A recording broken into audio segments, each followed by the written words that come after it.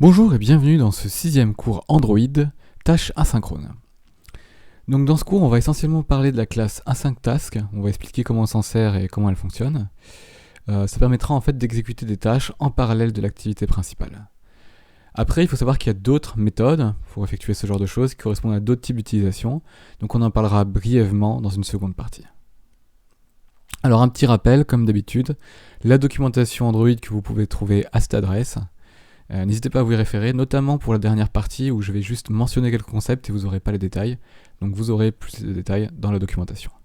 Alors la classe AsyncTask, donc elle permet d'exécuter une tâche dite asynchrone, c'est-à-dire qu'elle s'exécute pendant l'exécution de votre activité principale, de votre application.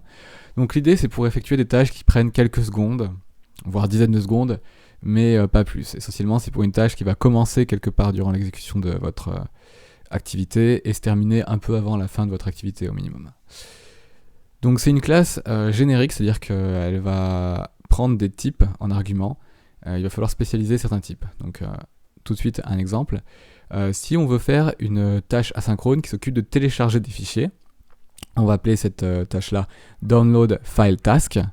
Alors on va étendre la classe AsyncTask, mais on va l'étendre en précisant quels sont les types de valeurs d'entrée quand on va lancer la tâche, de valeurs utilisées pour informer de l'évolution de la tâche et de valeurs produites à la fin d'exécution de la tâche.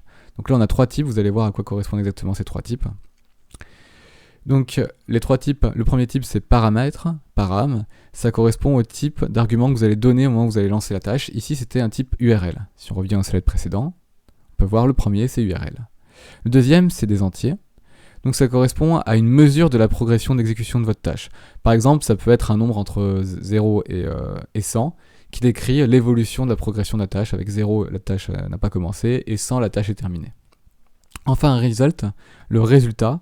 Dans notre cas, on va représenter un téléchargement de plusieurs fichiers, et la valeur envoyée, ce sera un long int, qui donc va contenir le nombre de bytes récupérés.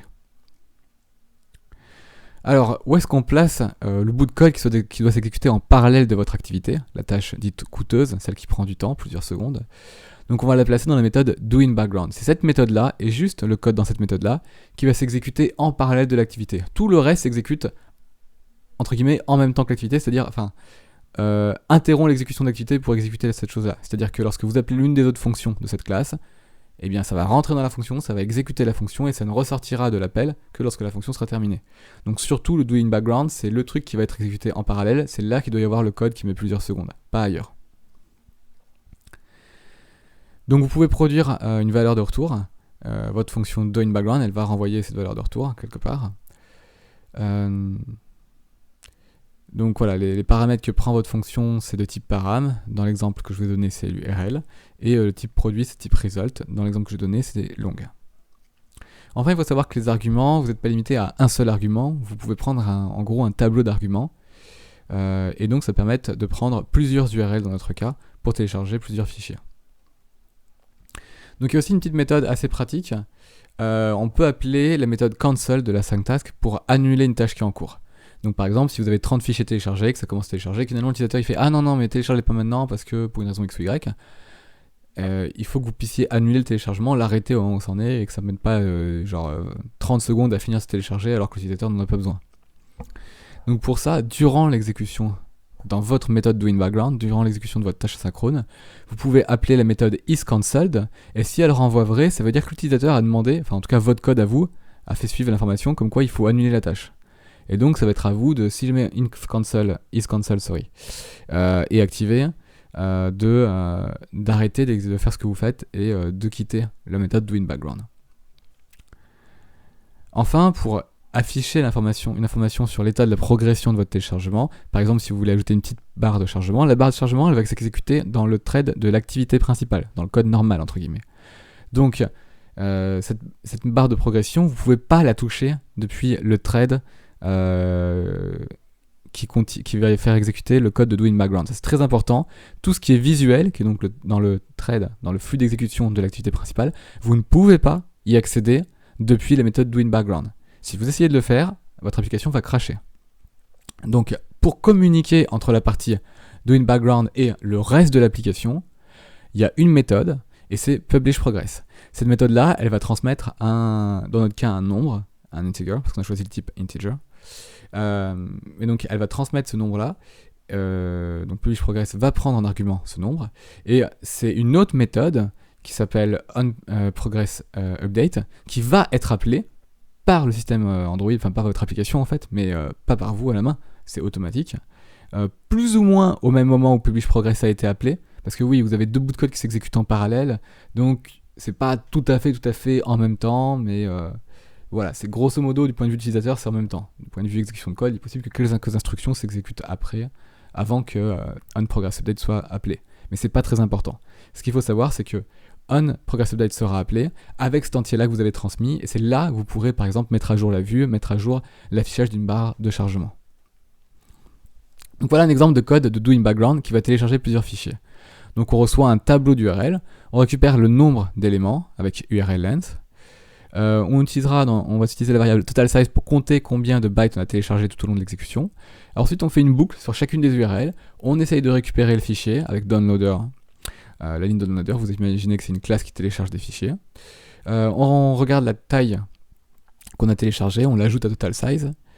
On appelle la fonction publishProgress avec un numéro compris entre 0 et 100, qui est donc le pourcentage de la progression, c'est cette formule calcul, le pourcentage de la progression, c'est-à-dire si jamais on avait 100 fichiers, combien de fichiers on a téléchargé de façon équivalente, c'est ce que est en train de calculer cette fonction-là. Et ensuite, on check si jamais on a isCancel qui a été activé, dans ce cas-là, ça veut dire que il faut arrêter ce qu'on était en train de faire, ça sert plus à rien. Donc si jamais c'est le cas, on ne continue plus de télécharger les autres fichiers, on laisse tomber et on revoit juste ce qu'on a déjà téléchargé pour le moment. Et sinon, on continue, la boucle for ne s'arrête pas, et une fois qu'on a parcouru toutes les URL, qu'on a téléchargées, là on renvoie la taille totale téléchargée. Donc vous voyez les types URL et le type long de la première ligne, c'est les types qu'on a fixés avant quand on a étendu la classe async_task. Donc la méthode onProgressUpdate qui, elle, est exécutée dans le thread de votre activité principale, elle est exécutée dans le code de votre activité principale. Cette méthode-là, elle a le droit de modifier les composants graphiques. Et c'est ce qu'on fait avec l'exemple de code en dessous. On reçoit cet entier qui correspond à un pourcentage, donc on sait qu'il n'y a qu'un seul argument, il n'y en a pas plusieurs, parce que c'est nous qui avons écrit le code qui appelle cette fonction, donc nous savons que nous n'envoyons qu'un seul entier.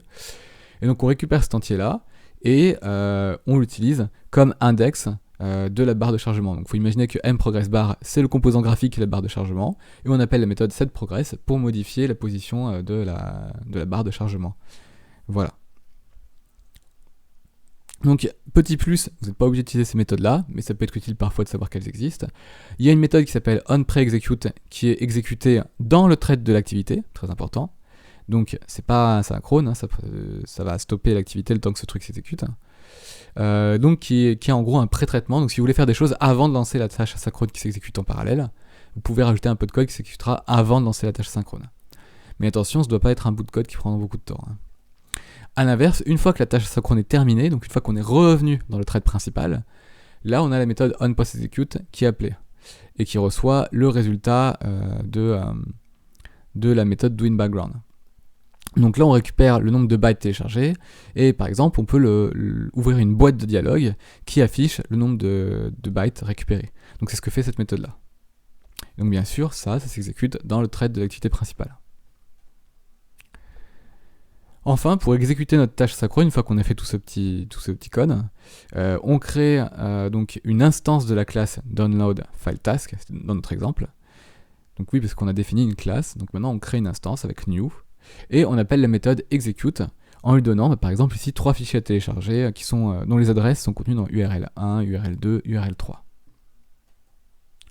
Voilà, donc maintenant on peut passer à la deuxième partie. Donc la première partie c'était pour les tâches typiquement téléchargement de fichiers, petites choses à exécuter en arrière-plan, par exemple un calcul un peu lourd, un calcul qui peut prendre plusieurs secondes, voire dizaines de secondes. Vous voulez pas bloquer l'application pendant ce temps-là, vous voulez pas avoir un message d'erreur qui dit à votre utilisateur l'application a l'air d'avoir gelé, est-ce que vous voulez la quitter? Voilà, ça peut être le genre de problème si vous avez des calculs qui sont très longs. Donc d'où l'intérêt d'utiliser le premier exemple. Si vous avez quelque chose où vous voulez que des bouts de code s'exécutent durant toute l'application en parallèle, donc vraiment des threads supplémentaires, dans ce cas-là vous avez la classe thread qui permet de faire ça. Et donc en gros vous allez définir la méthode run, peut-être d'autres méthodes aussi, puisqu'en fait il est recommandé de ne pas utiliser thread si vous avez juste besoin de redéfinir run, on va en parler juste après. Vous avez, en fait, ici, on peut créer en fait une classe qui implémente l'interface Runnable et donner une instance de cette classe-là à un thread pour le lancer.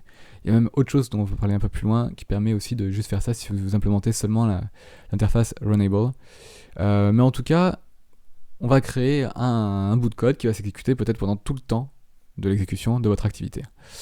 Il faut savoir que de base, là, il n'y a aucun moyen pour que ce bout de code-là, qui va s'exécuter en parallèle, puisse communiquer avec votre activité principale.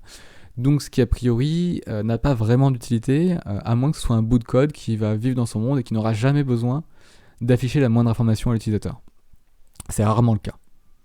Donc si jamais c'est le cas, il faut un moyen de communication entre le thread de l'activité principale et le ou les threads qui s'exécutent en parallèle. Pour ça, il y a la classe Handler, donc qui fournit une méthode de communication entre les threads, et cette méthode de fonctionnement, c'est à base d'un système de queue de messages. Donc c'est-à-dire que vous avez plusieurs messages qui vont venir s'ajouter à une sorte de petite file indienne, et ces messages vont être lus dans votre thread principal. Donc je vous invite à regarder la documentation, mais l'idée essentielle, c'est votre thread qui tourne en arrière-plan, il va poster des messages, et votre activité principale, elle va récupérer les messages un à un et les traiter. C'est un peu comme les mécanismes d'événements dans les applications graphiques, si vous connaissez. Donc voilà, pour plus de détails, allez voir la documentation, c'est bien expliqué. Donc je vous disais, il y a une autre façon de pouvoir exécuter des threads sans trop se compliquer la vie et sans avoir besoin d'utiliser la classe thread. Vous pouvez juste créer, en fait, prendre un exécuteur. Donc regardez la documentation sur exécuteur, il y en a de plusieurs types. Il y a des exécuteurs séquentiels et des exécuteurs qui permettent d'exécuter des bouts de code asynchrones. Et c'est ça que vous voulez. Donc vous implémentez une ou des classes qui implémentent l'interface Runnable, et vous pouvez ensuite donner des instances à un exécuteur qui s'occupera de les exécuter. Enfin, si jamais vous ne voulez pas avoir trop de threads qui se lancent à la fois, vous voulez qu'il y ait par exemple peut-être une dizaine de threads qui s'occupent d'exécuter vos 15-20 tâches, vous pouvez utiliser un système de pool, donc c'est-à-dire qu'il y a un nombre fini de threads qui peuvent être réutilisés et l'exécuteur va les piocher dedans. Et pour ça, vous pouvez aller voir du côté de thread pool exécuteur. Donc pour conclure, les tâches synchrones, selon le type de tâche synchrone, il y a différents mécanismes. Pour des tâches avec des durées de vie entre guillemets finies, donc de l'ordre de quelques secondes, quelques dizaines de secondes, voire une minute, quelque chose comme ça, vous pouvez utiliser la classe asynctask qui permet de faire ça assez facilement. Si vous voulez vraiment avoir un thread supplémentaire, donc un fil d'exécution en parallèle pendant toute la durée de vie de votre application, regardez du côté de thread et de runnable. Voilà, ce sera tout pour ce petit cours. J'espère que ça vous a plu, j'espère que ça vous sera très utile. Je pense que vous pouvez faire beaucoup de choses bien sympathiques avec ça, pas uniquement le téléchargement de fichiers. Si vous avez aimé cette vidéo, n'hésitez pas surtout à liker. Vous pouvez vous inscrire à la chaîne si vous voulez recevoir les notifications des prochaines vidéos tutoriels qui apparaîtront. Et pour ma part, je vous souhaite une excellente journée et bien vous amuser avec le développement Android.